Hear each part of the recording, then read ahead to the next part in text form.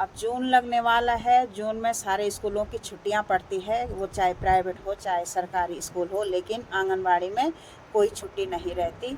और इस बार जो है ऊपर से ये एसआईआर का काम 8 जून से शुरू हो रहा है। यानी कि हम लोगों ने जो है इतनी चढ़ती गर्मी में है, लोगों के घर घर पे जाना है, डोर टू डोर सर्वे करनी है, और ये काम ऊपर से अलग है। मानदेय बढ़ाने की तो बात दूर है, लेकिन 4 महीने से जो है हम लोगों का अभी तक मानदेय नहीं आया है। और बीएलओ के कार्य से जो हमें साल भर में 6,000 रुपये दिए जाते थे, 12 महीने काम, और उसमें मात्र 6,000 रुपये एक साल में दिए जाते थे, उसमें भी अब कटौती कर दी गई है। तो नमस्कार दोस्तों, मैं कुसुम कुमारी उत्तरकाशी के प्यारे से गांव दिलसौर से हूँ, और मैं एक आंगनबाड़ी कार्यकर्ता हूँ और साथ में बीएलओ का काम भी करती हूँ। तो हमने 1 महीने की हड़ताल करी थी। लगभग 32 दिन हमारी हड़ताल चली थी। पूरे अप्रैल में पूरा महीना हम हड़ताल में रहे।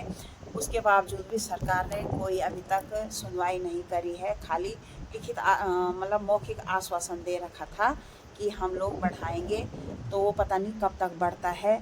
लेकिन 4 महीने से हम लोगों की अभी तनख्वाह नहीं आई है, और जिसके कारण जो है बहुत सारी बहनों को बहुत सारी दिक्कतें हो रही है।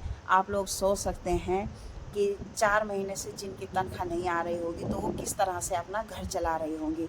हालांकि जिनके साथ उनके पति हैं तो दोनों जने मिलकर कुछ ना कुछ कर ही लेंगे, लेकिन जो बहनें हमारी सिंगल हैं, यानी कि विधवा है, तलाकशुदा है, और अन्य कई विकलांग बहनें हैं, तो वो किस तरह से अपने घर का गुजारा कर रही होगी, ये एक सोचने वाला विषय है। और दोस्तों, ऊपर से जो हम लोगों को बीएलओ के कार्य से प्रत्येक साल जो है 6,000 रुपये उस काम का मिलती थी, और उसमें भी इस साल कटौती हुई है। यानी कि 6,000 तो मानदेय हो गया, और उसमें 1,000 रुपये हमें फ़ोन रिचार्ज हो चाहे फ़ोन ऑनलाइन काम का मिलता था।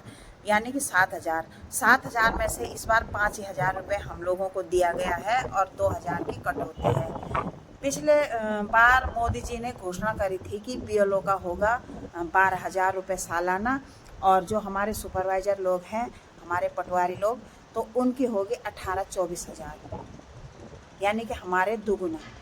तो अभी तक हमें वो पैसा मतलब बढ़ाया हुआ तो दूर की बात है, लेकिन जो मिलता था वो उसमें भी घटा के दे रहे हैं। तो ये स्थिति है।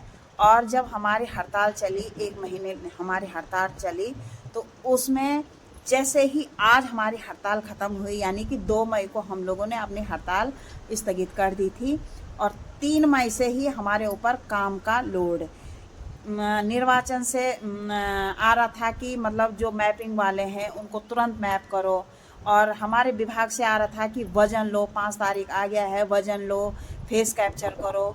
यानी कि मतलब हड़ताल ख़त्म होते ही काम का इधर से उधर से मैसेज आना शुरू हो गया था, और मानदेय अभी तक 4 महीने से हम लोग ऐसे ही लटके हुए हैं। तो मैं ये कहना चाहती हूँ सरकार से कि कम से कम जो मानदेय मिल रहा है उसको तो टाइम से दे दो, है ना। 4-4 महीने तक हमारी बहनें किस तरह से हम लोग खर्चा चला रहे होंगे, किस तरह से हम अपना घर बार, अपने बच्चों का पालन पोषण कर रहे होंगे, ये आप लोग सोच सकते हैं।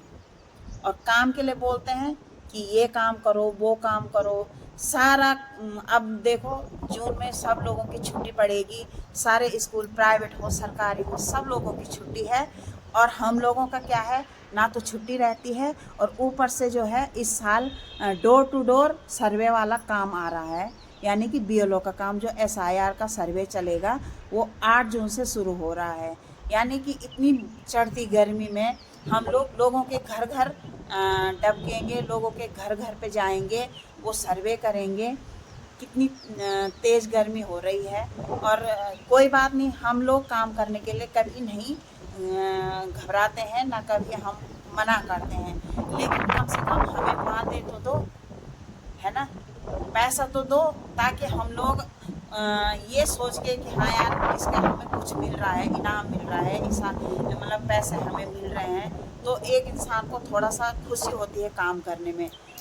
और फ्री का काम मतलब सरकार हमसे कराना चाहती है, और देखो, अब अपने विभाग का लोड अलग है, निर्वाचन का लोड अलग है, हर जगह से हमारे ऊपर काम का बोझ इतना है, लेकिन मानदेय के नाम पे बढ़ाने की बात दूर, लेकिन जो हमें दिया जा रहा है वो भी काट फाट के दिया जा रहा है। बीएलओ से भी मानदेय कट के आया है, और जो अपना विभाग है जहाँ से हमें तनख्वाह मिलती है वहाँ से भी जो है 4 महीने से तनख्वाह का कोई नाम ही नहीं है।